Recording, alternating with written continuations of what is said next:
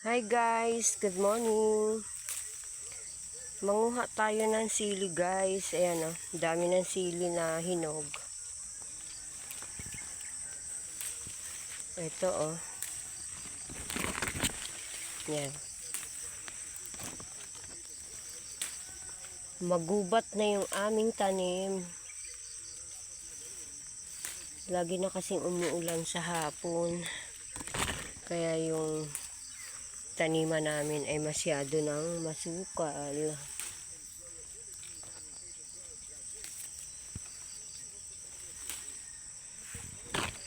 Ayan guys kinuha ko yung mga hinog na sili.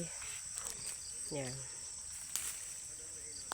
Sayang kasi guys yung mga sili.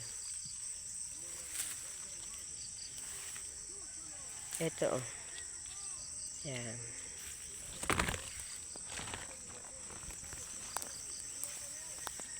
Hanggang dito na lang.